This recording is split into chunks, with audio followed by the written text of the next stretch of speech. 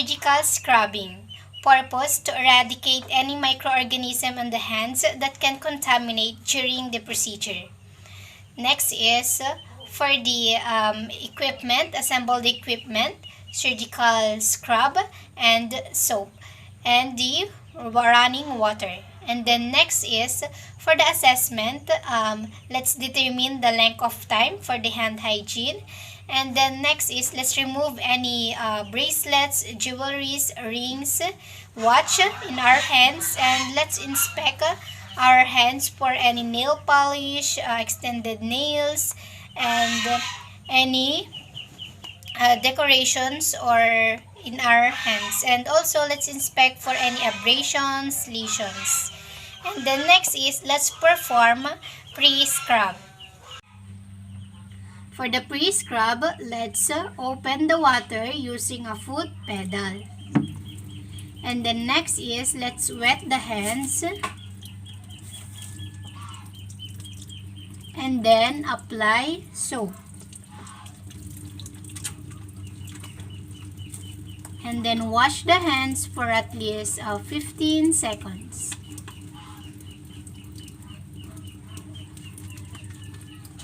And then supposed to be 15 seconds.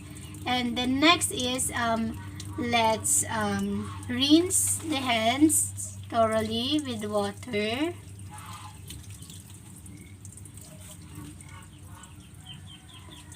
And then next is let's dry the hands using a disposable towel.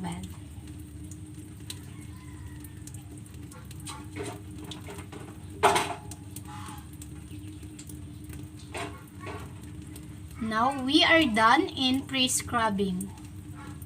So next is let's proceed to the surgical scrub. So first is let's turn on the water and let's clean the nails, hands, and arms underwater using the bristle part of the surgical scrub.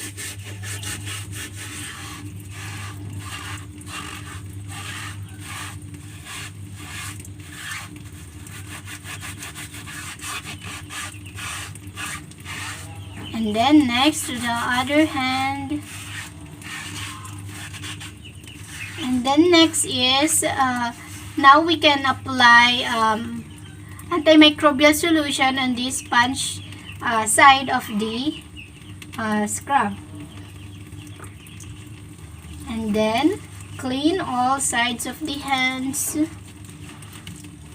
nails, and elbow. Then it should be 3 to 5 minutes scrub. Wash all surfaces, and then also let's keep our hands elevated and elbow should be down. And then next, let's avoid splashing to our surgical attire. And then next, let's rinse our hands and arms in running water. So we should always remember that our hands should be higher than our elbow.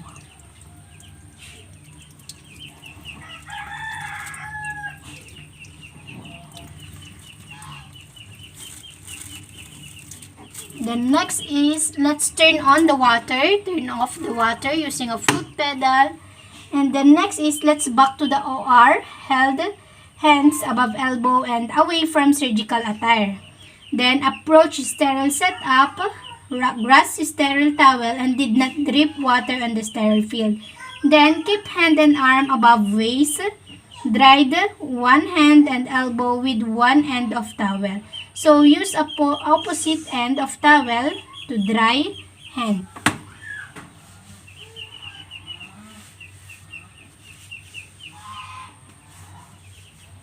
And then next is let's drop the towel into hamper or to the proper place. Then next is let's perform spongeless surgical hand scrub with alcohol-based hand rub products. So turn on the water using a foot pedal. Clean properly under nails, rinse hands and arms under water. Dry hands thoroughly with the paper towel and turn off the water. And then next is dispense hand preparation applied properly to hand and forearm. Then repeat application if indirected. So rub thoroughly until dry and proceed to the OR or to don gloves. Now I am done surgical scrubbing.